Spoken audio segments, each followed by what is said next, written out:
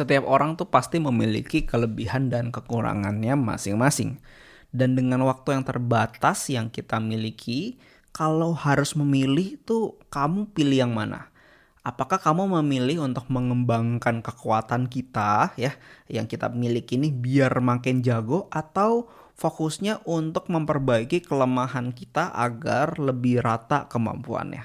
Pilih yang mana? Yuk kita bahas. Halo, saya Michael Handi, co-founder dari bubblebubble.com dan dosen praktisi bisnis di Prasmo. Dulu, waktu pertama kali membangun bisnis, saya mengalami banyak jatuh bangun. Gak tahu mau tanya siapa dan banyak bingungnya. Karena bisnis itu ternyata tidak semudah teori yang dipelajari di kuliah dan di buku. Podcast ini akan memberikan kamu strategi yang praktikal, tips dan trik sederhana mengenai bisnis dan digital marketing yang relevan dan langsung bisa diaplikasikan di bisnis yang sedang kamu kembangkan atau rencanakan. Sehingga kamu berani melangkah untuk mencapai kesuksesan yang kamu mimpikan. Kalau kamu ingin membangun bisnis yang bukan hanya sesuai dengan passion kamu, tapi juga bisa memberikan positive impact ke banyak orang, kamu berada di channel yang tepat. So, are you ready? Yuk kita mulai. Let's go! Hai brave entrepreneurs, how are you today? Ayo berani lakukan hal-hal baru di luar comfort zone kamu ya. Do something different to get different results. Setiap hari tentu kita harus selalu belajar biar makin pinter dan biar ilmu kita juga semakin bertambah. Dan belajar itu tentunya bebas banget ya. Bisa banyak cara, baik itu lewat pendidikan formal ataupun pendidikan non formal seperti kayak baca buku, mungkin nonton YouTube, ikut online course, ya atau juga dengerin podcast seperti yang kamu lagi lakuin sekarang ini. Hal yang penting buat kita lakukan itu tuh kita tuh harus selalu menambah kemampuan kita, dan percayalah itu akan berguna walaupun mungkin efeknya nggak terasa secara langsung. Tapi percayalah ini fakta yang harus kita terima nih ya, kalau kita tuh harus selalu belajar untuk memberikan benefit di masa depan ya. Jadi apa yang kita lakukan waktu kita belajar sekarang atau kita menambah ilmu itu tuh akan kita nikmati di masa depan. Kalau kita nggak belajar, sebetulnya gitu, kalau kita pikir-pikir tuh kita nggak lagi stagnan loh. Kita tuh lagi mundur. Kenapa? Karena dunia itu tuh maju terus. Jadi kalau semua orang yang ada di sekeliling kita ini pada maju ya, kita tuh sebenarnya relatif dengan sekeliling kita kan jadi kelihatan mundur kan ya. Walaupun sebetulnya kita nggak kemana-mana, tapi gapnya jadi semakin jauh. Dan kecepatan dunia bertumbuh itu tuh sekarang wah gila banget ya. Percepatan ilmu-ilmu baru dan juga mungkin peers kita, teman-teman kita itu juga lagi pada belajar sesuatu yang baru dan mereka maju terus nih gitu ya. Jadi itu tuh sesuatu yang kita harus aware ya. Contoh aja kalau misalnya sekarang nih kamu bisa jualan di sosmed ya dan laku nih sekarang kamu bisa bilang wah cara gue berhasil. Besok bisa jadi udah ganti lagi ilmunya. Karena secepat itu kan pertumbuhan ilmu, pengetahuan, pertumbuhan teknologi dan seterusnya ya gitu ya. Jadi waktu kita perkaya otak kita dengan ilmu ya, waktu kita bilang gue belajar kok. Sebetulnya sekarang ini kita perlu sadari teman-teman, kalau belajar itu tuh sekadar belajar aja bahkan gak cukup sekarang ya. Kita harus belajar lebih banyak dan lebih cepat dibandingkan dengan dunia yang ada di sekitar kita nih. Percepatannya seperti apa, kita harus lebih cepat kan, baru kita bisa catch up atau baru kita bisa jadi leader di bidang yang mau kita tekuni ya, kalau kita mau thriving di industri kita. Kalau kita ngerti hal ini, jadi kita perlu sadar belajar aja nggak cukup, apalagi kalau kita santai-santai dan kita nggak ngapa-ngapain, itu bisa makin keteteran, makin kedodoran, makin gapnya akan makin jauh sama kompetisi yang ada. Dan itu yang membuat kita bisa makin jauh dari mimpi kita. Jadi kita perlu aware ya teman-teman mengenai hal ini. Dunia pada maju terus ya, belajar aja nggak cukup. Kalaupun belajarnya kita belajar tapi belajar lebih sedikit daripada percepatan, tetap kita ada gapnya. Apalagi nggak belajar, wah itu udah makin kacau ya. Jadi prinsip itu kita perlu pegang dulu. Nah kalau kita sudah menyadari hal ini ya, maka kita tuh harus dengan sengaja meningkatkan skill dari dari pribadi kita gitu. Jadi kita harus punya planning untuk belajar sesuatu hal yang baru untuk melengkapi diri kita. Nah, tapi pertanyaan berikutnya kan gini ya, seperti judul podcast ini ya, mana yang jadi prioritas kita yang lebih penting ya? Apakah kita perlu memprioritaskan untuk memperbaiki weakness kita atau kita prioritaskan untuk menambah strength kita? Untuk menjawab hal ini, kita perlu paham dulu kalau tren kebutuhan SDM ya hari-hari ini tuh berbeda dengan tren mungkin 20-30 tahun yang lalu ya. Kalau zaman dulu ya, kompetensi seseorang itu tuh yang dicari tuh yang modelnya tuh serba bisa. Yang istilahnya tuh palu gada. Lu mau apa, gua ada ya. Saya inget dulu waktu saya masih SD dan SMP ya, itu mami saya tuh emang suka cerita gitu. Kamu tuh mesti bisa banyak hal gitu ya. Kamu tuh mesti ngerti berbagai hal gitu ya, untuk kamu tuh bisa istilahnya bisa survive lah gitu ya di luar. Which is apa yang mami saya katakan di saat itu tuh bener dan relevan ya. Tapi hari ini maybe not so much ya, karena perkembangan zamannya terlalu cepat dan kebutuhannya sudah berbeda gitu ya. Sekarang ini trennya itu menjadi spesialis teman-teman ya. Kamu pernah tahu nggak ada orang yang punya gelar sarjana sampai belasan ya?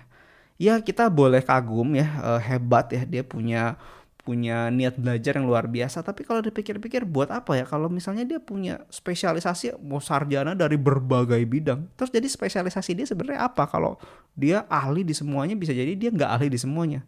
Bisa jadi ya kalau memang pinter banget, jenius banget ya, mungkin itu kasus berbeda. Saya nggak bermaksud nyinyir, tapi maksudnya adalah gini ya.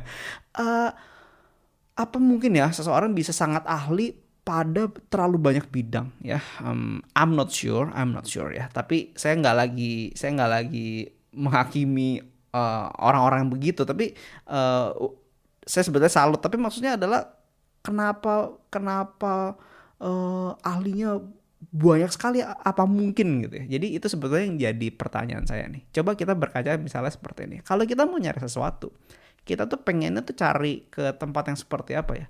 Pengen cari ke yang toko serba ada, atau pengen ke tempat yang lebih ke specialty store ya. Jawabannya bisa dua-duanya, tergantung kita nyari apa ya. Saya kasih contoh gini, misalnya kamu beli sepeda ya. Kamu kalau mau beli sepeda, kamu pengen beli sepedanya di mana kira-kira? Apakah mau beli sepeda di Dep Store ya, supermarket mall gitu kan, suka jualan tuh, ada sepeda jual gitu ya di mall dekat rumah saya, ada tuh jual gitu ya di Ion. Nah itu ada jual sepeda ya. Mau beli sepeda di situ bisa juga, ada juga yang beli ya. Atau kamu mau beli sepeda di toko spesialis sepeda ya, misalnya ada toko spesialis sepeda yang emang jualan, dia nggak jualan lain, dia spesialis hanya jualan sepeda aja. Chances are ya, kemungkinan besar kita akan lebih prefer ke toko spesialis. Bener nggak? Kecuali kalau barang yang kita mau beli itu kita udah tahu barangnya tuh mau beli apa. Ya kalau begitu ya kita tinggal cari aja di tempat yang paling dekat, yang paling murah, yang available kan gitu ya. Tapi ya which is ini termasuk Toserba juga, kalau ada ya kita bisa beli di situ. Tapi kalau kita pengen mencari sesuatu yang baru, kita pengen cari mungkin kita perlu dijelasin, lu mau cari sepeda buat apa gitu, mau sepeda balap, mau sepeda buat di komplek, mau sepeda buat naik gunung ya, mountain bike, atau sepeda lipat, atau buat naik kereta misalnya gitu ya, buat dibawa di kereta maksudnya, atau seperti apa. Nah itu mungkin akan lebih baik kalau kita belum tahu barangnya atau belum tahu area itu, kita ke toko spesialis di mana ada orang yang emang, atau orang yang jualnya kan yang emang ngerti gitu tentang area itu, benar-benar ngerti luar dalam, bukan yang ngerti dikit-dikit seperti model yang tokonya itu toko serba ada gitu ya. Itu juga berlaku dengan skills kita loh. Kalau kita punya banyak skills tapi cetek-cetek semua, ya mungkin kita bisa survive. Tapi ya begitu, mungkin kita nggak akan bisa bertahan terlalu panjang, atau kita bisa jadi mudah tergantikan. Tapi beda kalau kita punya skill yang spesialisnya. Mungkin skill kita nggak banyak, cuma 1 atau 2, tapi kita bener-bener ahli. Nah itu tuh yang dicari ya. Itu yang dicari ya. So di titik ini kita paham ya teman-teman, kalau tren sekarang itu orang tuh mencarinya tuh spesialis ya, baik itu skill pribadi maupun juga secara bisnis. Jadi kita ngerti poin berikutnya adalah mengenai hal ini ya. terus lanjut lagi. Nah, baru pertanyaannya kan gini. Jadi kita kalau jadi spesialis tuh jadi ngedevelopnya nih mana duluan gitu ya. Mana duluan? Apakah kita fokus sama kekuatan kita atau seperti apa? Nah, jawaban setiap orang mungkin bisa berbeda-beda, tapi kalau buat saya prioritasnya mulainya nih seperti ini ya. Nomor satu ya, yang perlu kita lakukan waktu kita sadar kita harus develop diri kita untuk jadi lebih baik, untuk memperlengkapi skill set kita. Nomor satu itu adalah perbaiki weakness dulu. Gitu. Kira-kira kamu menyangka nggak saya akan kasih sarannya seperti itu ya? Mungkin kamu berpikir ya fokusnya tingkatin sama strength-nya dong kan, kan spesialis ya. Tapi buat saya nggak seperti itu ya. Jadi nomor satu perbaiki weakness dulu. Tapi sampai mana? Nah ini dia disclaimer-nya, ini yang kita perlu sadari ya. Jadi perbaiki weakness dulu. Prioritas utama perbaiki weakness sampai di batas minimum yang bisa diterima. Oke, perbaiki weakness sampai batas minimum yang bisa diterima. Dan mungkin nggak semua weakness juga, tapi weakness yang umum lah ya gitu, yang memang kita tuh sebagai manusia gitu ya, kita tuh perlu miliki gitu ya. Mungkin nggak harus ahli, nggak harus jago, tapi ya paling nggak jelek-jelek amat lah gitu ya. Nanti saya akan kasih contohnya, tapi ini prinsipnya dulu kita pegang ya. Jadi walaupun kita nggak bisa saat ini menjadi orang yang palu gada, yang punya berbagai macam skills, tapi tetap aja kita perlu cek ya, skill-skill yang bener-bener di bawah rata-rata itu perlu kita upgrade sampai batas minimum ya. Jadi bagian yang kurang ini goalnya bukan jadi sangat-sangat jago, tapi paling nggak sampai di batas minimal yang bisa diterima. Ya, saya kasih contoh ya. Misalnya gini, communication skills ya gitu ya. Nah, kalau communication skills nih ya, misalnya let's say kamu orangnya tuh gagap gitu ya, atau nervous gitu. Misalnya kalau mau ngomong sama orang, atau misalnya presentasi gitu kayak langsung robot kan. Misalnya contoh ya, misalnya gitu ya. Nah, tapi kita sadar kalau let's say skill ini tuh skill yang penting banget ya. Skill communication skills tuh penting gitu. Nah, mungkin kita bisa punya pembelaan gini, lah gue kan orangnya emang begini gitu ya. Jadi kita mungkin ahli pada satu hal tertentu, tapi kalau communication skills kita kurang, bisa jadi kita menyampaikan sesuatu jadi kurang bisa diterima misalnya gitu ya. Jadi mungkin lebih sulit juga untuk sukses. Nah, jadi kalau kita ngerti itu contoh communication skills nih, ya goals kita itu ya bagaimana kita memperbaiki skills kita yang kurang ini ya. Tentu goalnya bukan menjadi sangat-sangat ahli komunikasi ya, misalnya goalnya menjadi dari yang ngomong gagu atau ngomongnya nervous atau ngomong langsung keringat dingin, langsung basah semua, keringat semua basah, ketek basah gitu ya.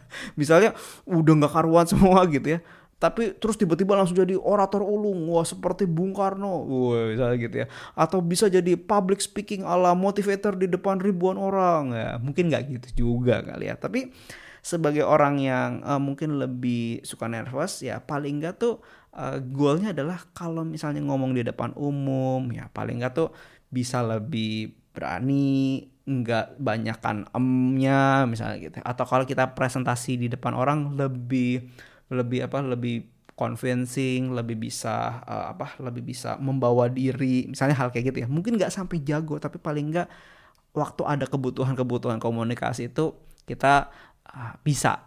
Jadi gitu ya, nanggung ya teman-teman ya. Gitu. Atau contoh lain misalnya social skills ya. Social skills misalnya let's say gini, gue kan orangnya introvert ya, suka-suka gue dong kan, gue orangnya introvert, gue orangnya tertutup, gue nggak suka bersosialisasi sama orang. Ya oke, boleh ya. By the way saya juga termasuk orang yang believe it or not, saya termasuk orang yang introvert sebenarnya. Tapi mungkin kita nggak harus jadi orang yang paling rame waktu ketemu orang ya, dan berani kenalan sama semua orang-orang baru yang ada di scene tersebut ya, misalnya dalam satu settingan tertentu misalnya gitu. Tapi seenggak-enggaknya ya, kalau dalam settingan sosial begitu ya nggak diem-diem aja, paling nggak bisa kenalan sama orang. Atau kalau diajak ngobrol nggak cuman kayak pasif aja, kayak namanya siapa, Michael, oh kerja di mana mas, ya saya punya bisnis A B C misalnya gitu.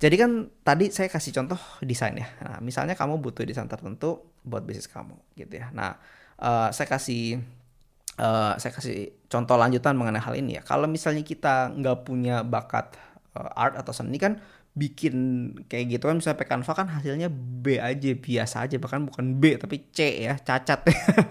Tapi tapi kalau misalnya anak DKV yang ngerjain ya, itu saat-saat mungkin kita ngerjain satu artwork ya, kita mungkin butuh 1-2 jam, mungkin anak DKV ngerjain 10-15 menit, mungkin kerennya lebih keren dari kita gitu ya, tapi juga lebih cepat ya. Kenapa? Karena talentnya emang di situ ya.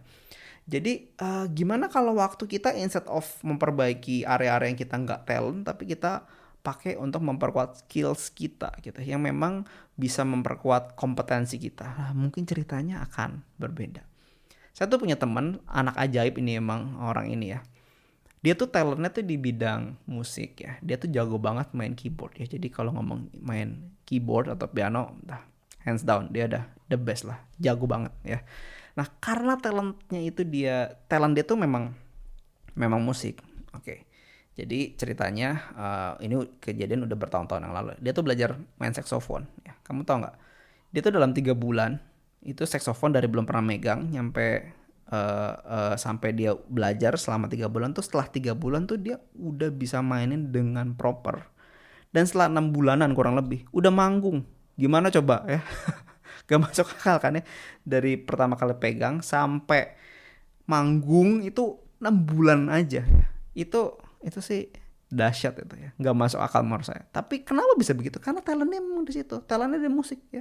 Coba dia suruh ngerjain yang lain ya, suruh bikin laporan keuangan, pusing mungkin ya kalau talentnya bukan di situ ya. Atau suruh suruh ngerjain hal yang lain lah, mungkin di luar area musik, mungkin dia bisa, tapi nggak sejago waktu dia suruh belajar alat musik baru misalnya seperti itu, atau suruh main alat musik ya. Jadi kalau kita talentnya musik ya, belajar alat musik satu mungkin cepat, terus alat musik lain gitu. Tapi kalau kita nggak punya talent musik ya, itu belajar satu alat musik aja mungkin, kalau kamu yang menyadari kalau kamu nggak punya talent musik, itu belajar satu alat musik itu bisa lama sekali ya. Saya suka musik. Saya punya talent di bidang musik tapi nggak semua alat musik ya. Saya main drum, by the way, saya main drum. Saya suka main drum dan saya tahu itu talent saya, tapi bukan my biggest talent ya. Kalau my biggest talent, saya udah jadi drummer sekarang, maksudnya drummer profesional, tapi saya jadi ya drummer amatir aja gitu. Tapi saya tahu misalnya kayak keyboard ya, saya main keyboard bisa, tapi saya tahu talent saya bukan di situ, karena saya dulu lesin keyboard ya waktu SMP.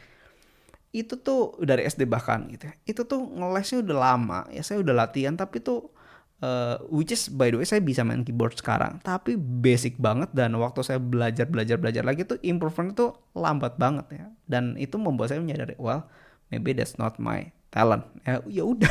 Ya nggak apa-apa kan gitu ya.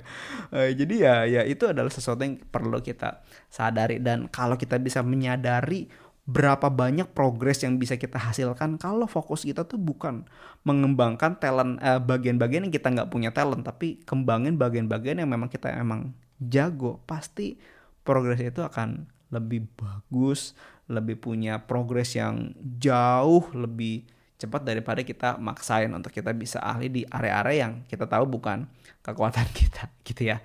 Kalau kamu pernah main bola di PS gitu, kayak main FIFA gitu ya, contoh hal-hal model gitulah, atau WE Winning Eleven gitu, saya nggak tahu kayak gitu nggak ya. Tapi yang model-model gitu ya, itu tuh biasa tuh kalau ceritanya nih, kalau saya pemain bola ya, basket juga biasanya sama lah, pokoknya kayak atlet gitu, biasa tuh ada peta kekuatannya ya, ada peta kekuatan. Misalnya contoh kalau misalnya bola, misalnya peta kekuatannya tuh misalnya dari speednya berapa, misalnya speed, agility, accuracy, ya, ball skills ya, defense, mental, stamina, dan lain-lain ya, misalnya gitu. Let's say setiap aspek itu dinilai, let's say 1-10. Kalau 1 tuh bapuk banget ya, jelek banget, kalau 10 tuh bagus banget misalnya gitu. Nah, jadi setiap pemain kan tuh dia ada kombinasinya kan. Misalnya, wah ini agility-nya 7, accuracy-nya 8, tapi ball skills-nya 5, ya defense-nya 7, mentalnya berapa, stamina-nya berapa, misalnya kayak gitu ya. Nah, jadi kan setiap pemain tuh dia punya kombinasi kekuatannya beda-beda gitu ya. Nah, jadi dalam poin ini, kalau misalnya kita ibarat sebagai pemain bola di game di PS itu ya. Jadi at least tuh gini, kalau dari kompetensi-kompetensi yang ada tuh speed, agility, accuracy, ball skills, defense dan lain-lain, itu paling enggak tuh kalau skala 1 sampai 10 tuh minimal enggak ada yang di bawah 6 dah gitu ya. Misalnya ada di batas minimal tuh paling enggak sejelek-jeleknya misalnya 6 atau 7 gitu ya. Jadi let's say misalnya accuracy-nya cuman 3 gitu. Nah, tandanya yang kita lakukan adalah kita latihan akurasi. Misalnya latihan akurasi itu latihan nembak bola gitu ya ke gawang. Mungkin gak harus jadi secanggih striker karena misalnya kita posisinya back gitu ya. Jadi nembaknya ke gawangnya lebih jarang misalnya. Tapi minimal ya mesti bisa dong. Ya mesti bisa. Mungkin nilainya dari 3 gak jadi 9 atau 10 tapi jadi 6 dah. Nah, contoh gitu ya. Jadi itu yang kita lakukan, baru perkuat bagian-bagian yang emang jadi kekuatan kita. Misalnya kalau let's say tadi posisinya itu sebagai back ya, tandanya yang kita perlu perkuat adalah let's say misalnya di bagian defense. Nah misalnya tadinya defense-nya tuh 8, wah itu udah bagus sih, tapi kita tingkatin lagi karena emang talentnya itu pemain bolanya tuh sebagai defense, jadi defense-nya harus 10 misalnya gitu. Terus apalagi misalnya stamina, wah ini staminanya mungkin sekarang 7 mungkin jadi 9 karena banyak lari-lari nih sebagai back tuh mesti lari maju ke depan mundur lagi ya gitu, nggak boleh gampang capek. Jadi stamina juga harus bagus. Nah contoh misalnya begitu. Jadi itu adalah konsepnya, paling nggak ada bagian-bagian yang batas minimal yang walaupun kita nggak jago-jago amat atau bukan talentnya, tapi nggak boleh nyampe jelek-jelek amat dan kita bisa fokuskan pada kekuatan kita.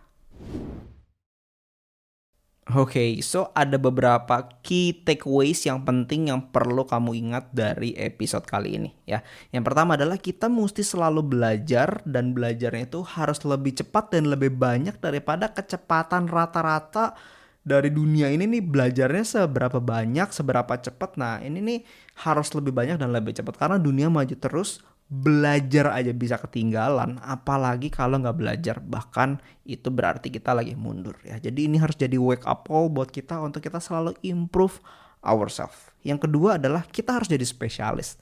Pilihlah satu keahlian yang kamu tahu talent kamu di situ dan jadilah sangat ahli di bidang tersebut ya. Udah nggak bisa lagi jadi zamannya palu gada ya, harus jadi spesialis. Dan yang ketiga adalah prioritas improvement kita itu mulai dari kelemahan kita dulu.